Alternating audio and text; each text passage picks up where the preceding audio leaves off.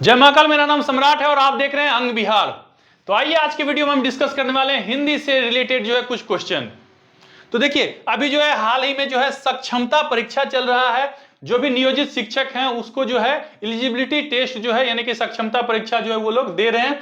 तो इससे रिलेटेड जो है मूलभूत जानकारी इस वीडियो में हम आपके साथ साझा करेंगे। हम सम्राट सर और आप देख रहे हैं अंग बिहार। कंपनी का बोर्ड लाइन नंबर तो आपको याद ही हो गया होगा 8877555444। किसी भी तरह की कोई भी समस्या होती है और यदि आपको समझ में नहीं आता है चीजें तो आप हमें डायरेक्ट जो है कॉल करके पूछ सकते हैं या व्हाट्सअप कर सकते हैं। तो चलिए स्टार्ट करते हैं। तो सबसे पहले आपको याद रखना है कि देखिए हिंदी से जो है बहुत ही ज्यादा क्वेश्चन पूछा जाता है बहुत सारे एग्जाम में। तो हिंदी के बारे में जो है मूलभूत जानकारी जो है आपको रखना चाहिए। तो इसमें से क्या क्या आपको पढ़ना है, क्या क्या इंपॉर्टेंट है, ये हम आपको बता देते हैं। देखिए सबसे पहले जो है आपको व्याकरण पढ़ना चाहिए। क्या पढ़ना चाहिए? व्याकरण। ठीक है। और देखिए व्याकरण किसे कहते हैं, ऑलरेडी बचपन में हम लोग पढ़ते थे। ठीक है। व्याकरण जो है उस शास्त्र को कहते हैं जिससे हमें शुद्ध शुद्ध लिखना, शुद्ध शुद्ध बोलना और शुद्ध शुद्ध पढ़ना है। ठीक है। लिखने पढ़ने बोलने के लिए सिखाने वाले जो है व्यथा है, जो उसी युक्ति को हम लोग क्या कहते हैं? व्याकरण कहते हैं। तो व्याकरण के बारे में जो हमें मूलभूत जानकारी होना चाहिए। देखिए बोलने से पहले जो है आपको सबसे बड़ी बात क्या है कि एक चीज होता है उसे हम लोग कहते हैं संकेत। जो बच्चा होता है वो तो अच्छे से बोल नहीं पाता है ना, तो उसे क्या होता है? संकेत रूप में जो है वो बताता है। तो भाषा जो है किसी भी माध्यम से प्रकट करते हैं तो उसके लिए दो चीज जो है प्रमुख रूप से इस्तेमाल किया जाता है। पहला संकेत, तो सांकेतिक भाषा हो गया। दूसरा बोल के। ठीक है। तो सबसे छोटी इकाई जो है उसे वर्ण कहते हैं। उसे क्या कहते हैं?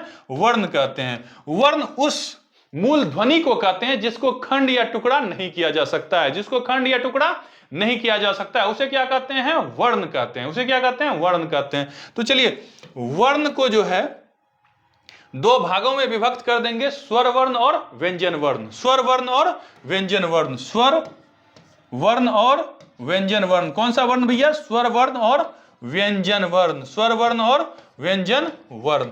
देखिए व्यंजन वर्ण को जो है ना हल कहते हैं। क्या कहते हैं? हल। ठीक है। एक शब्द प्रयोग किया जाता है व्याकरण में, होलो हल। ठीक है। तो व्यंजन वर्ण को हल भी कहा जाता है। तो ये जो है याद रखना है। स्वर वर्ण में जो है कुछ थोड़े थोड़े चीज आपको हम बता देते हैं। ठीक है। हरस्व स्वर एक नंबर पे क्या आ जाएगा? हरस्व स्वर। ठीक है। दो नंबर पे आ जाता है दीर्घ स्वर और तीन नंबर पे आ जाएगा प्लुत स्वर। हरस्व स्वर, दो नंबर पे दीर्घ स्वर, तीन नंबर पे प्लुत स्वर। देखिए जिसको तुरंत बोल सकते हैं क्विक, ओ बोलने में टाइम लगा नहीं। ठीक है। जिसको हम क्विक बोल सकते हैं उसको हरस्व स्वर कहते हैं। उसको क्या कहते हैं? हर्षई। हर्षई तुरंत बोल। दीर्घई, इसमें थोड़ा सा समय लगता है, जिसमें समय लगता है उसे हम लोग क्या कहते हैं? दीर्घ स्वर कहते हैं। हरस्व स्वर हो गया, दूसरा हो गया दीर्घ स्वर, और तीसरा जिसमें दीर्घई से दीर्घ स्वर से भी ज्यादा समय लगे उसे प्लुत स्वर कहते हैं। उसे क्या कहते हैं? प्लुत स्वर। तो स्वर वर्ण को तीन भागों में जो हम लोग बांट देते हैं। देखिए व्यंजन में थोड़ी सी विविधता है। व्यंजन में क्या है? थोड़ी सी विविधता है। व्यंजन को जो है समझना, थोड़ा सा जो है ध्यान देके व्यंजन को समझना पड़ेगा। तो सबसे पहले देखिए कुछ कुछ जो मूलभूत चीजें उसे हम पहले आपको बता देते हैं। तो सबसे पहले जो है आप समझ लीजिए कि घोष और अघोष। घोष और अघोष। देखिए यदि हम बात करें, चलिए इसको थोड़ा सा मिटा देते हैं जो कि लिखने में जो है पटे। तो सबसे पहले देखिए यदि हम बात करें अघोष का,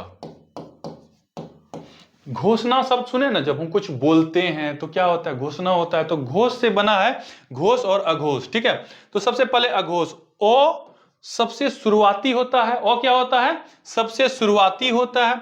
तो इसको एक नंबर पे रखते हैं। कितने नंबर पे रखते हैं? एक नंबर पे रखते हैं। ठीक है। अब देखिए किसी को बच्चा को मान के चलिए हम एगो टॉफी दे दिए, यदि ले लिया, अच्छा समझदार मेरे जैसा बच्चा है तो ठीक है, नहीं तो बोलेगा ना एगो और दीजिए ना, तो कम से कम उसको दो गो को लेके चलेंगे। तो अघोष में ओ से एक आ गया। ओ का जो है रिप्रेजेंटेटिव वैल्यू 1, ओ का रिप्रेजेंटेटिव वैल्यू 1, ओ का रिप्रेजेंटेटिव वैल्यू 1। क्लियर हुआ? तो इसमें जो है हम लोग क्या करेंगे? एक और दो को लेके चलेंगे। क्लियर हो गया? अघोष वर्ण में क्या क्या आ जाएगा? एक और दो। अघोष वर्ण में क्या क्या आ जाएगा? एक और दो। ठीक है।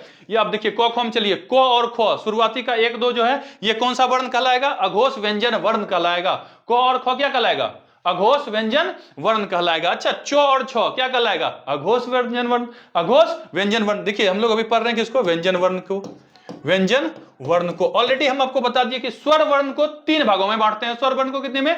3 भागों में, ह्रस्व स्वर, दीर्घ स्वर और प्लुत स्वर। सबसे कम टाइम लगे ह्रस्व स्वर, फट से हो जाए ह्रस्व स्वर, फट से हो जाए ह्रस्व स्वर, थोड़ा सा टाइम लगे दीर्घा में जाए, ठीक है, तो उसे दीर्घ स्वर, और सबसे लंबा समय यदि लग जाए तो उसे क्या कहेंगे? प्लुत स्वर कहेंगे, ठीक है। ह्रस्व स्वर जो है बहुत आसान है। व्यंजन में थोड़ी सी विविधता है, इसको अच्छे से समझ रहे हैं हम लोग। तो सबसे पहले व्यंजन में हमने क्या समझ गया? अघोष, ओ का रिप्रेजेंटेटिव वैल्यू 1, ठीक है, 1 और 2 को लेके चलना है, वो किस में आएगा? अघोष में आएगा। आपसे पूछ दे कि अघोष में क्या कहा जाएगा, तो को और खो आ जाएगा। इसी तरह बढ़ेंगे आगे तो चो और छो आ जाएगा, जो और झो नहीं आएगा ये सब, ठीक है। क्यों?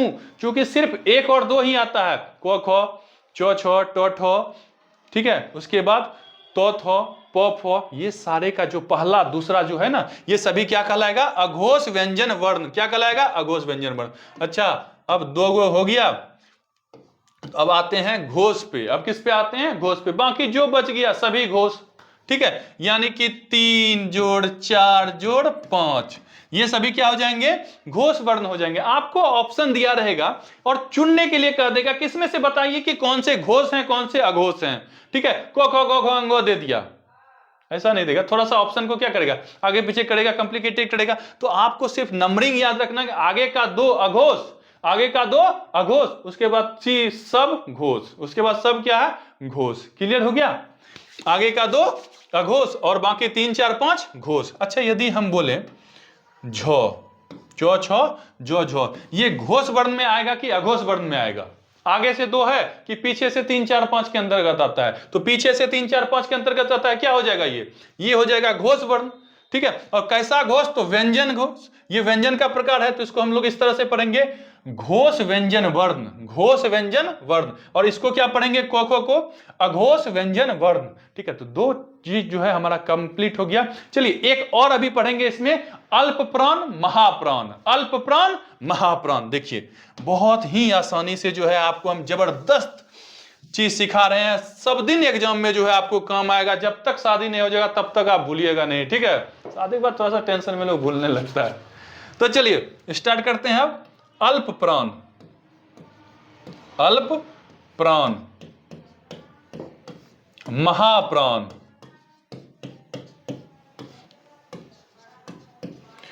व्यंजन वर्ण में हमने 2 चीज सीख लिया पहले, अघोष और घोष। अघोष में क्या? आगे का 1 और 2, बाकी का जो है वो घोष में आएगा। 3 4 5 किसमें? घोष में आ जाएगा। अब देखिए व्यंजन वर्ण में एक चीज और समझना है, अल्प प्राण महाप्राण, अल्प प्राण महाप्राण। अल्प देखिए 5 होता है ना, यदि हम किसी भी को खो चो छो किसी की बात करेंगे तो 5 को लगभग ना, को खो गो घो और अंतिम में अंगो, ठीक है। तो अब देखिए इससे समझना है हमको कि अल्प मतलब कम, अल्प मतलब कम। सबका नंबरिंग देख लीजिए, को का नंबर 1, खो का नंबर 2, गो का नंबर 3, घो का नंबर 4 और अंगो का नंबर 5, ठीक है। अब बोलेंगे अल्प यानी कि कम, सबसे कम नंबर किसका होगा? को का होगा। 1 का नंबर क्या होगा? सबसे कम होगा। 1 का नंबर क्या होगा? सबसे कम होगा, ठीक है। 1 का नंबर क्या होगा? कम। तो अल्प प्राण की शुरुआत जो है 1 से होती है। अल्प प्राण की शुरुआत किससे होती है? 1 से होती है। अल्प प्राण की शुरुआत किससे होती है? 1 से होती है। क्लियर हो गया कॉन्सेप्ट? अल्प प्राण की शुरुआत किससे होगी? 1 से। आपसे पूछा जाएगा अल्प प्राण व्यंजन वर्ण कौन सा है, तो सभी ये जो है निश्चित रूप से अल्प प्राण व्यंजन वर्ण कहलाएगा, ठीक है। अच्छा एक चीज और देखिए, आप क्लास ले रहे हैं सम्राट सर का, जबरदस्त ट्रिक के माध्यम से हम आपको समझाएंगे, मजा आ जाएगा आपको। आप ये सब छोड़ दीजिए, ठीक है। इतना कॉम्प्लिकेटेड मेरा क्लास नहीं होगा, आपको एकदम आसानी से हम याद करवाएंगे। आप बचपन में पढ़े होंगे विषम संख्या और सम संख्या, सम संख्या, ठीक है। सम संख्या विषम संख्या, सम संख्या विषम संख्या। देखिए विषम संख्या अल्प प्राण, सम संख्या महाप्राण, विषम संख्या अल्प प्राण, सम संख्या महाप्राण। Concept clear? अब इससे आगे कुछ बढ़ना नहीं है। देखिए विषम संख्या क्या हो जाएगा? 3 हो जाएगा। 3 कौन सा हो जाएगा? अल्प प्राण हो जाएगा। 5 जो है क्या हो जाएगा? अल्प प्राण हो जाएगा। अब सम संख्या में आइए, 1 से 5 तक के बीच में सम संख्या क्या क्या? 2 हो जाएगा और क्या हो जाएगा? 4 हो जाएगा, ठीक है। 2 और 4 कौन सी संख्या है? सम संख्या है। 2 और 4 कौन सी संख्या है? सम संख्या है, ठीक है। देखिए इसके लिए एक और ट्रिक आता है, ठीक है। अकुह विसर्जनीयानां कंठ तो कंठ तालु इचु यशानां कंठोष्ठम वकारस्य दंतोष्ठम यमंगनानां नासिकाचो, ठीक है। अकुह विसर्जनीयानां कंठ इचु यशानां तालु ऋटुरसानां दंता, ठीक है, ऋटुरसानां मूर्धा उदोतो कंठोष्ठम वकारस्य दंतोष्ठम यमंगनानां नासिकाचो, ठीक है। तो देखिए ये सभी जो है ना आपको ट्रिक के माध्यम से एक ही वीडियो में तो समझ में नहीं आएगा। यदि आप जुड़ना चाहते हैं और सीखना चाहते हैं तो अंग विहार यूट्यूब चैनल को सब्सक्राइब कीजिए और नंबर सेव कीजिए 8877555444। एक टैक्स आपकी जिंदगी बदल सकती है। आप टैक्स कीजिए, जुड़िए अंग विहार से, ठीक है। और आपको सब चीज जो है ना लगभग हम मजेदार तरीके से सिखा देंगे। सम्राट सर के जबरदस्त ट्रिक के क्लास में आपका स्वागत है। आज का क्लास है हिंदी का क्लास, और हिंदी से जुड़े हुए कुछ वीडियो जो है, हिंदी से जुड़े कुछ महत्वपूर्ण प्रश्न जो है हम इस वीडियो में डिस्कस करने वाले हैं। अल्प प्राण महाप्राण का कॉन्सेप्ट क्लियर हो गया। अल्प प्राण विषम संख्या, महाप्राण सम संख्या। अच्छा देखिए पूरा का पूरा क ख से लेके प फ तक को जो है ना स्पर्श वर्ण कहते हैं। क्या कहते हैं? स्पर्श वर्ण। स्पर्श वर्ण कहते हैं। क्या कहते हैं? स्पर्श वर्ण। स्पर्श मतलब जिसको हम छू सकते हैं, जिसको क्या कर सकते हैं? छू सकते हैं। क ख से लेकर प फ के म तक जो है वो क्या है? स्पर्श वर्ण है। कौन सा वर्ण है? स्पर्श वर्ण है, ठीक है। अंतिम वाला सिर्फ जो है ना 5वां नंबर स्पर्श वर्ण में नहीं काउंट करेंगे, उच्चारण स्थान जब करेंगे। देखिए एक चीज समझिए इसमें कि दो चीज इंपॉर्टेंट है, आपको जो है जानकारी होना चाहिए, ठीक है। और एक ऑथेंटिक जगह से पढ़िए। कहां से पढ़िए? ऑथेंटिक। कहीं से कुछ पढ़ लिए इससे जो है समझ में नहीं आएगा, ठीक है। ऐसा बुक चुनिए जिस बुक का एक अपना वेटेज हो और उसमें शुद्ध शुद्ध सही सही लिखा हुआ हो, ठीक है। पुराना बुक को अवॉइड कीजिए, नया बुक लीजिए, ठीक है। और देखिए कि नया नया किस तरह का क्वेश्चन आ रहा है, आपको आसानी से समझ में आने लगेगा।